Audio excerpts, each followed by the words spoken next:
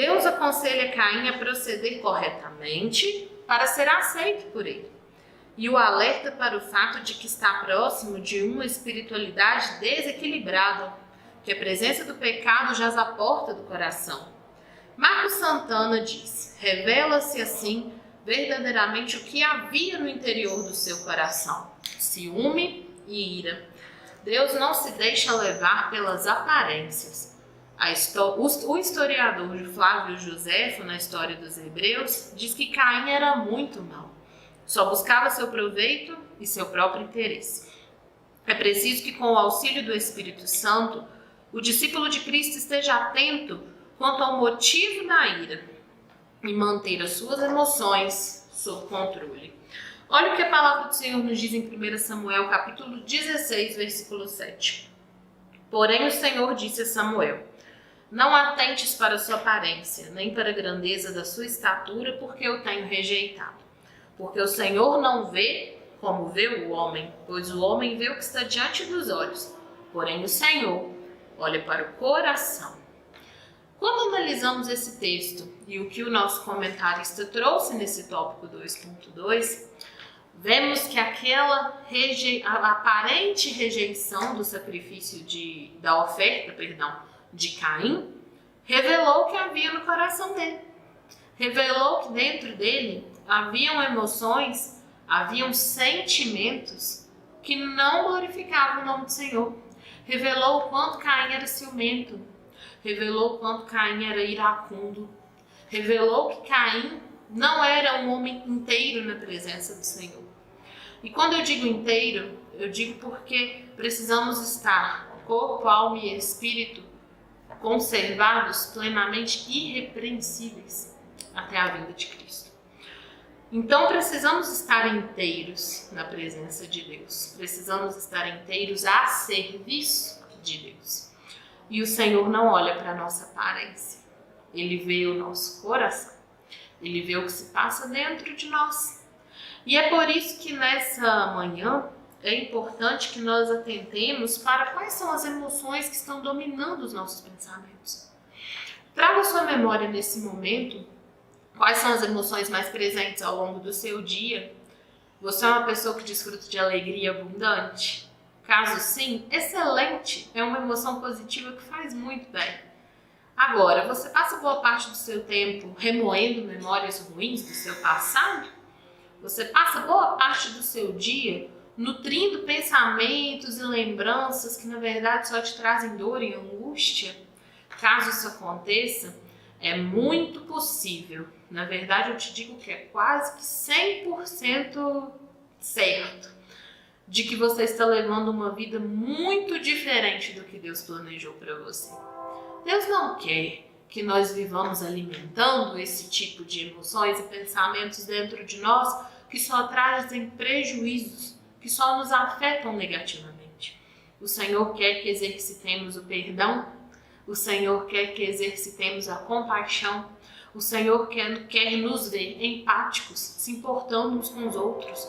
O Senhor não quer que sejamos concorrentes. O Senhor nos criou para ser irmãos. Sermos irmãos, membros de um único corpo, o corpo de Cristo, onde só há uma cabeça e essa cabeça é o Senhor Jesus. Então não precisa ter competitividade, não precisa carregar fardos pesados de ira, de mágoa, não precisa alimentar ressentimento, não precisa ficar levando esse fardo pesado da amargura. É importante que entendamos que hoje nós temos o privilégio de ter o Senhor conosco. E no Senhor as nossas emoções podem ser mudadas. No Senhor a gente não precisa mais carregar esse fardo pesado. No Senhor a gente experimenta transformação, a gente experimenta mudança de vida e a gente tem a oportunidade de sermos apresentados diante dele santos. Não mais porque não vamos pecar, porque estamos aqui e somos falhos sim, mas santos lutando contra o pecado todos os dias. A palavra do Senhor nos diz em Efésios 4:26, irai-vos e não pequeis. Não se põe o sol sobre a vossa ira. Salmo 4, verso 4, perturbai-vos e não pequeis. falai com o vosso coração sobre a vossa cama e calai-vos. Precisamos pedir ao Senhor essa graça, que embora venham sim as emoções negativas sobre nós, que tenhamos o domínio próprio, que tenhamos de Deus a graça de controlar isso, para que não externalizemos sob a forma de comportamentos destrutivos que vão fazer mal às pessoas que estão ao nosso redor. Às vezes nós não vamos cometer homicídio como Caim, mas a Bíblia diz que a morte e a vida estão no poder da língua, no poder da palavra, e às vezes nós não vamos lá para cometer um homicídio propriamente dito, mas proferimos palavras que magoam, ferem e que podem até matar espiritualmente.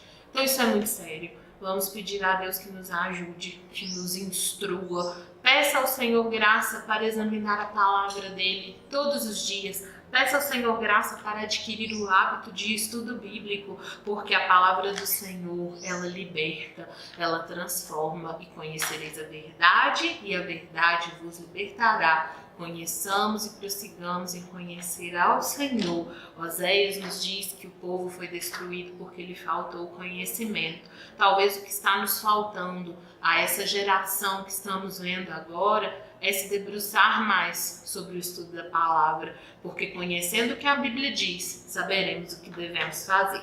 Amém? 2.3 nos diz sobre as consequências de uma espiritualidade desequilibrada. Caim atraiu seu irmão Abel ao campo. Sob qual pretexto? Não sabemos. Porém, podemos imaginar que Abel foi atraído por Caim ao campo numa cilada mentirosa, ardilosa e cruel. Ainda no campo, em ato contínuo, uma discussão foi travada entre os dois irmãos. Quem é você para que Deus o ame mais do que a mim? Por que o meu sacrifício foi inferior ao seu? Em que você é melhor do que eu? São perguntas que invadem quase sempre o coração daqueles que estão irados e cheios de inveja. Caim, já naquele estado, se levanta contra seu irmão Abel e o mata. Que tragédia, um assassinato. Hoje, muitos no seio da igreja estão contaminados em suas emoções pela inveja contra outro irmão ou obreiro, demonstrando assim que estão agindo contrariamente às Escrituras. Quando pensamos, irmãos, sobre o perigo de dar lugar à inveja e ao ciúme dentro do nosso coração, eu me lembro muito de um texto do apóstolo Paulo na carta aos Filipenses, no capítulo 2, versículo 3, que diz assim: nada façais por contenda ou por vanglória, mas por humildade. Cada um considere os outros superiores a si mesmo. A soberba afasta o homem de Deus. Eu sempre falo lá na congregação com os irmãos que quando damos lugar à soberba, à arrogância, quando achamos que somos melhores do que os outros, estamos muito parecidos com Satanás. Porque foi isso que fez com que ele pensasse que poderia ser como Deus. E foi ali que começou o pecado dentro do coração dele. Então eu e você não podemos dar lugar a esse tipo de sentimento dentro do nosso coração. Não podemos alimentar inveja, ciúme, achar que somos melhores uns do que os outros. Às vezes vemos pessoas que estão aparentemente tendo resultados mais positivos do que os nossos. E aos nossos olhos humanos talvez estejam sendo mais aceitas diante de Deus do que nós. Mas quando olhamos para a nossa própria vida, quando olhamos para as nossas próprias coisas, para aquilo que estamos fazendo, aquilo que estamos vivendo, o que está nos acontecendo, nós entendemos que o Senhor é bom, que o Senhor tem cuidado de nós, que o Senhor tem manifestado a sua graça sobre a nossa vida todos os dias, que as misericórdias do Senhor têm se renovado sobre nós a cada manhã e que é por causa das misericórdias do Senhor que nós ainda não fomos consumidos. E onde nós glorificamos a Cristo, não sobra espaço para competitividade com os nossos irmãos. Quando olhamos para quem Deus é, não importa mais o que está acontecendo na vida de A, B ou C, porque nós entendemos que a nossa vida está sendo a cada dia cuidada pelo Senhor. Nós entendemos que ainda que estejamos passando por situações difíceis, o Senhor nunca nos abandonou, Ele nunca nos deixou sozinho, Ele continua caminhando junto conosco e nos leva no colo quando nós já não conseguimos caminhar por nós mesmos.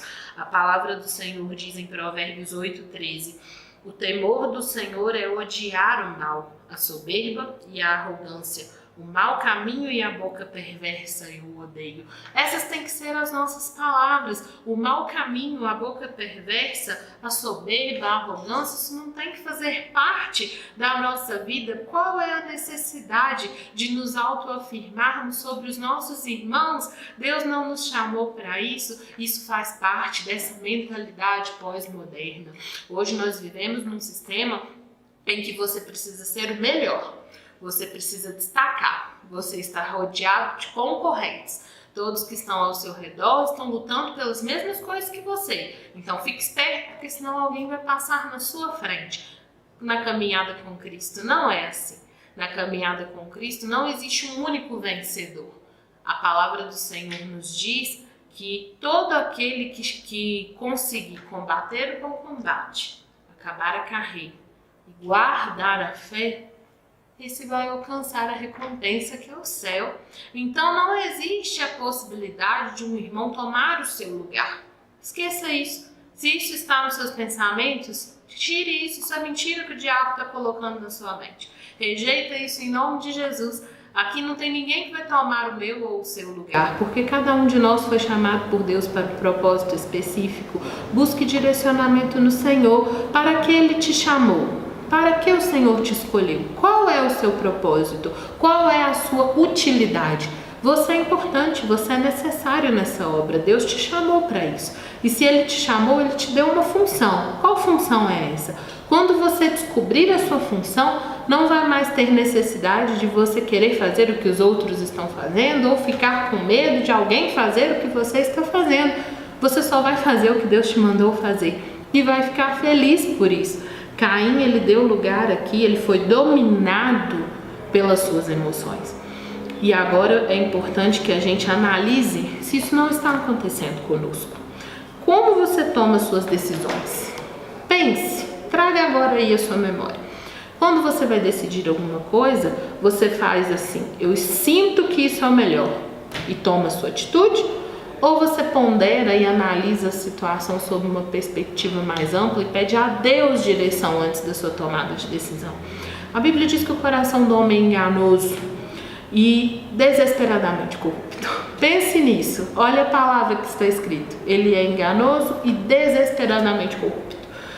Nosso coração vai nos trair muitas vezes. Então o mais importante é nos guiarmos pelo que Deus diz e não pelo que estamos sentindo. Talvez você esteja com raiva, talvez você está assistindo essa aula hoje e está pensando aí com os seus botões. Eu estou muito irado, eu estou com raiva, foi injusto o que aconteceu comigo. Assim como Caim se sentiu.